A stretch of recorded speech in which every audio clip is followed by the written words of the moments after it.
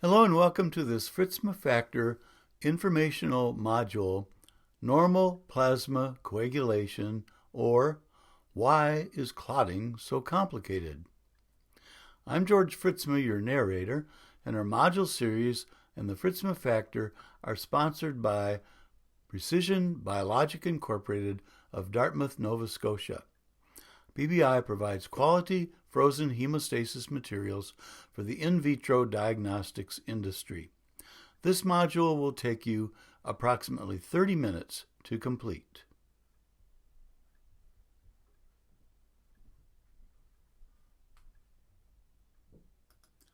The coagulation mechanism seems mysterious and needlessly complex.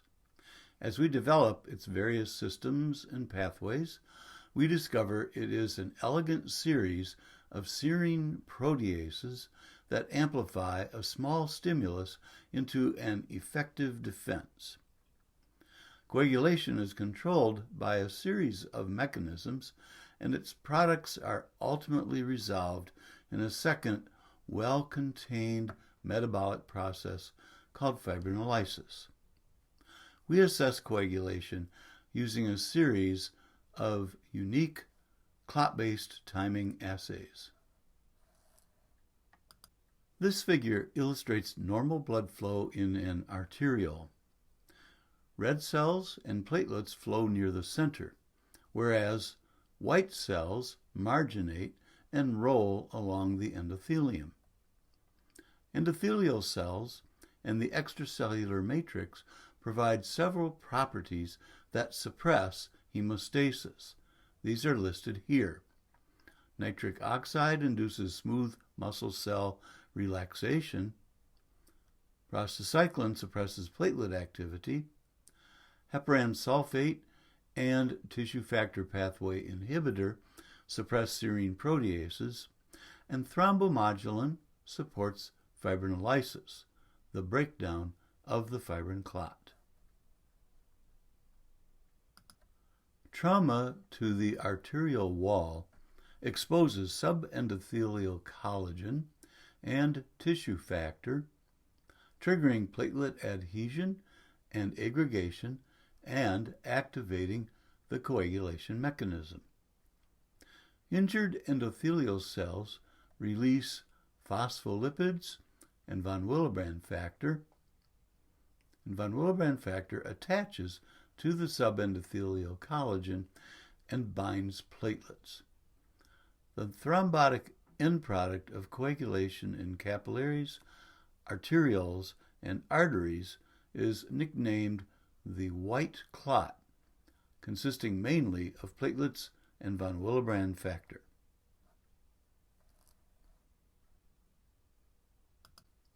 In veins and venules, the bulky so-called red clot consists of platelets, von Willebrand factor, fibrin, and red cells.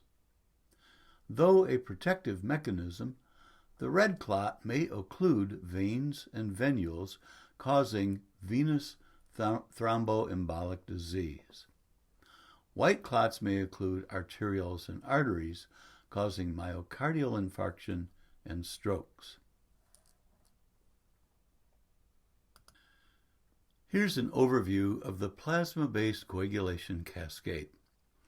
Clotting usually begins when coagulation factor 7 is exposed to tissue factor and becomes activated. The 7A cleaves factor 10, which becomes 10A and binds factor 5 in the presence of ionic calcium and phosphatidylserine from platelet membranes. This complex cleaves prothrombin to form thrombin. Thrombin then cleaves fibrinogen to form fibrin, the basis for the red clot. Thrombin also activates factor 11, which activates factor 9. Factor 9 binds factor 8 in the presence of ionic calcium and phosphatidylserine that comes from platelet membranes. this complex also cleaves and activates factor 10.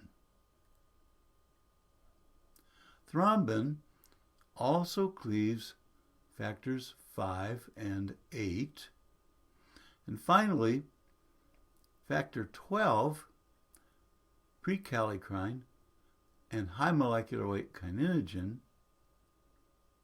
are contact factors that trigger in vitro clotting in the presence of a negatively charged particle by cleaving factor 11. The coagulation mechanism is divided into the extrinsic, common, intrinsic, and contact factor pathways. We'll now examine these systems one by one. Beginning with the extrinsic pathway, when the endothelial cell layer is breached, tissue factor on the subendothelial fibroblasts and smooth muscle cells cleaves and activates factor 7, which binds tissue factor in the presence of phosphatidylserine and ionic calcium. The complex cleaves factor 10 to form an active serine protease. Our diagrams are keyed by shape. The proenzymes, or zymogens, are oval, serine proteases are hexagonal, and the cofactors are represented as rectangles. The activated 10 goes on to activate the common pathway.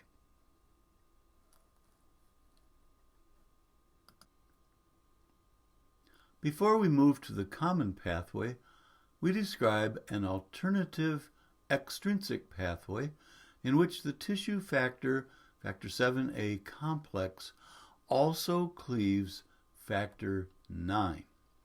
The activated 9A binds to stabilizing cofactor 8 with ionic calcium and phosphatidylserine. The complex cleaves 10, and the 10A proceeds to the common pathway as we illustrated in the previous slide.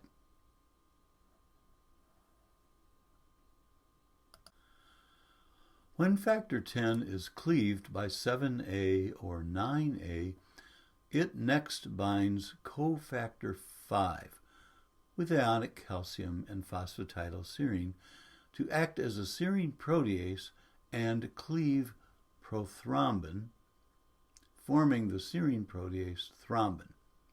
Thrombin then cleaves fibrinogen, forming fibrin. Thrombin also activates factor 13, forming the transglutaminase 13A that acts upon fibrin to form stabilized cross-linked fibrin.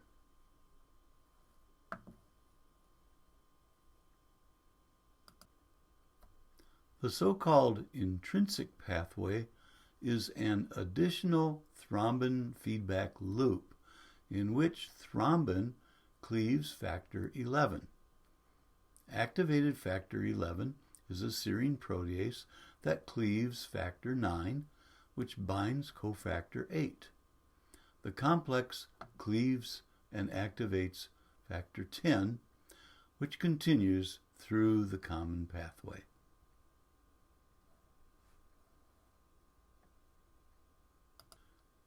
Factor 12, high molecular weight kininogen, and prekallikrein make up the contact activation system. Contact activation is an in vitro phenomenon in which factor 12 is activated in the presence of a negatively charged surface, such as silica particles, kaolin, sealite, or ellagic acid. Stabilized by high molecular weight kininogen, activated 12 cleaves factor 11, and coagulation proceeds as described before. In the process, prekallikrein becomes cleaved, and the serine protease kallikrein bypasses factor 11 and cleaves factor IX directly. Kallikrein also triggers the inflammatory kinin system, creating a link with inflammation. Although contact activation is predominantly an in vitro phenomenon, the negatively charged surfaces of prostheses, such as mechanical heart valves, certain stents, and left atrial appendage implants, may trigger an in vitro coagulation process. Fibrinogen is a mirror image dimer, each half consisting of an alpha, beta, and gamma chain joined by disulfide bonds. Each molecule of fibrinogen has 3 domains, 2 D domains, the carboxyl ends of the molecule, and 1 E domain, the central large portion of the molecule.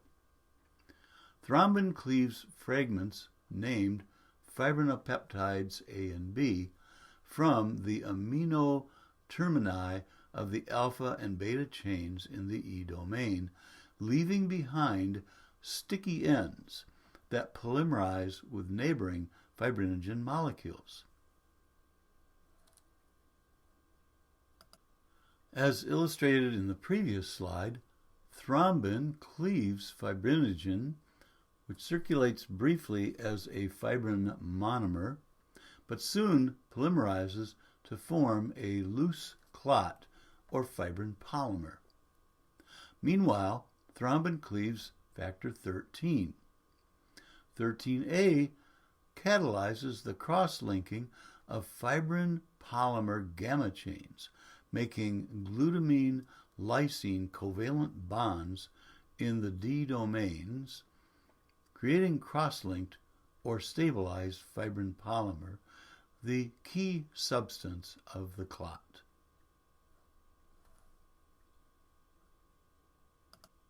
Tissue plasminogen activator is secreted by endothelial cells and cleaves plasminogen.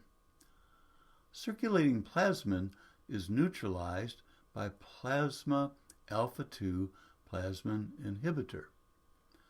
Free tissue plasminogen activator is neutralized by plasminogen activator inhibitor, or PI1, also secreted by endothelial cells. Plasmin that is bound to fibrin digests the fibrin at lysine and arginine locations, aided by bound TPA, which is also suppressed by PI1. A separate control protease, thrombin activatable fibrinolysis inhibitor, is cleaved by thrombin and binds fibrin, where it digests C-terminal lysine residues and thus slows plasmin-mediated digestion.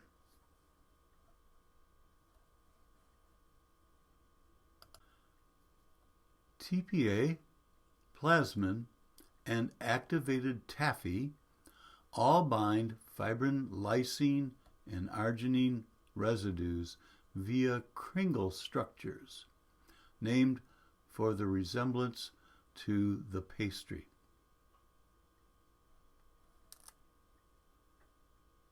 As plasmin digests fibrin, a series of fragments called fibrin degradation products are produced.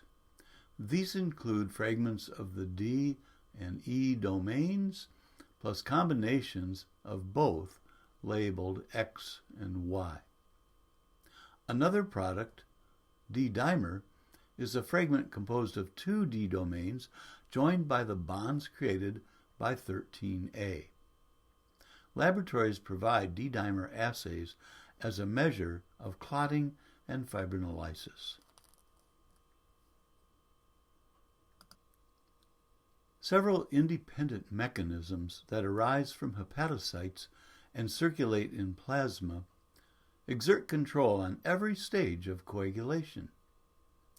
Antithrombin is a serine protease that binds and inactivates serine proteases 11A, 9A, 10A, and thrombin. Antithrombin activity is enhanced by endothelial heparan sulfate and therapeutic heparin. We pay particular attention to its inhibition of factor 10A and thrombin. Tissue factor pathway inhibitor directly inhibits factors 7 and 10. And activated protein C is a protease that digests and inactivates factors 8 and 5.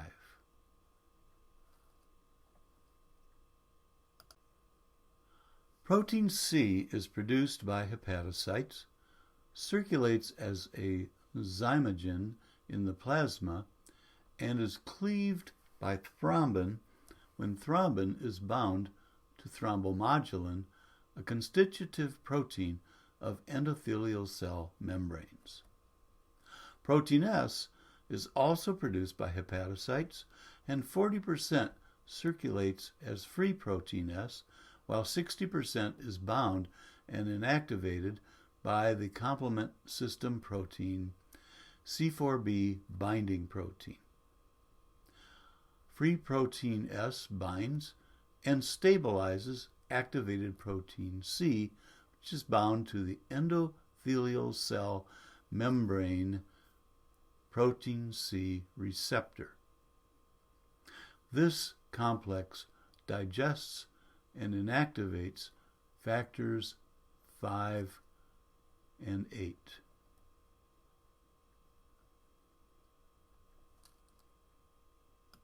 This slide illustrates the multiple functions of thrombin, which cleaves and inactivates procoagulation factors 8, 5, 11, and 13. Thrombin also cleaves and activates thrombin activatable fibrinolysis inhibitor, binds thrombomodulin to cleave protein C, and activates platelets. All this in addition to its primary function, cleaving fibrinogen to produce fibrin polymer. A 3-year-old boy experienced easy bruising and painful joints. His hematologist ordered a platelet count, a prothrombin time, a thrombin time, a partial thromboplastin time, and a fibrinogen assay. The results were all within normal limits except for the markedly prolonged partial thromboplastin time. This slide illustrates how the prothrombin time test results and partial thromboplastin time test results may be used to tentatively identify single-factor inherited deficiencies. The only single-factor deficiency that prolongs the prothrombin time but not the partial thromboplastin time is factor 7 deficiency. When both the PT and the PTT are prolonged, suspect a deficiency of 10 or 5 or 2 members of the common pathway. Fibrinogen deficiency may also prolong both the PT and PTT, but only when the fibrinogen level is less than 100 milligrams per deciliter. The most common finding is an isolated prolonged PTT, which in the presence of bleeding may signify deficiencies of 8, 9, or 11. The pattern may also occur in deficiencies of one of the contact factors. However, these deficiencies are not associated with bleeding. Why does this work? The PTT reagent consists of an activator, phospholipid, and calcium, and is prolonged by deficiencies of prekallikrein, high molecular weight kininogen, 12, 11, 9, 8, 10, 5, thrombin, and fibrinogen deficiencies, all but factor 7.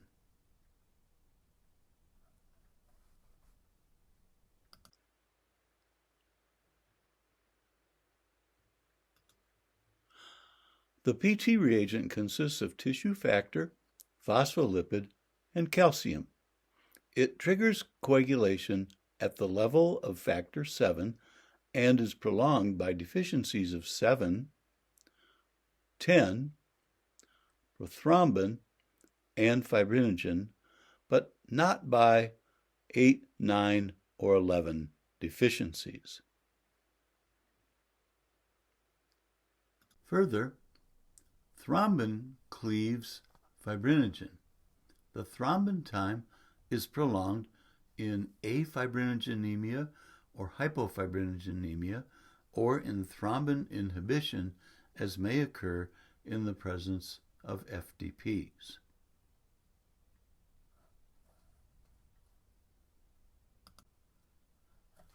We use the thrombin time to detect the presence of therapeutic heparin or the direct oral anticoagulant dabigatran. It may also be used to detect hypofibrinogenemia, afibrinogenemia, or dysfibrinogenemia, a common outcome of liver disease. The thrombin time is also prolonged in the presence of fibrin degradation products, which coat fibrinogen and suppress its reactivity. The standard approach to the thrombin time is to use 1 to 2 units per milliliter of bovine thrombin and to test undiluted patient plasma. Thrombin time results are binary or semi-quantitative at best. The Claus modification provides for fibrinogen quantitation. The bovine thrombin is more concentrated at 50 to 100 NIH units per milliliter, but the specimen is diluted 1 to 10 in Vernal buffer. The reference interval is 220 to 500 milligrams per deciliter. Reproducibility is affected by fibrinogen's property as an acute phase reactant, resulting in extralinear results during acute inflammation.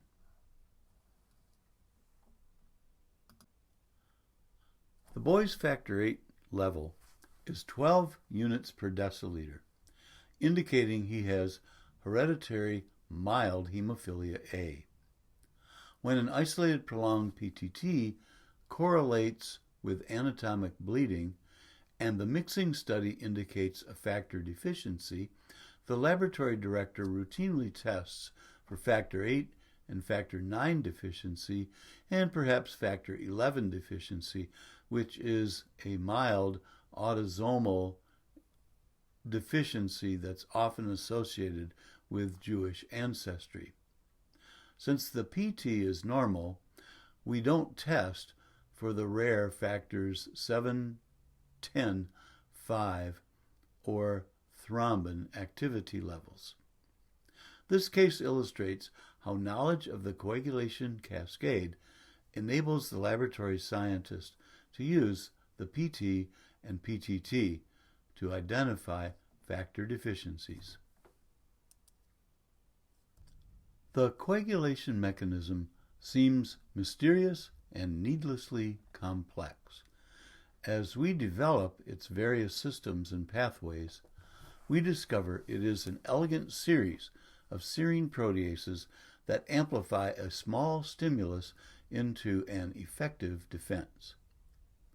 Coagulation is controlled by a series of mechanisms, and its products are ultimately resolved in a second, well-controlled metabolic process called fibrinolysis. We assess coagulation using a series of unique clot-based timing assays. Thank you for listening.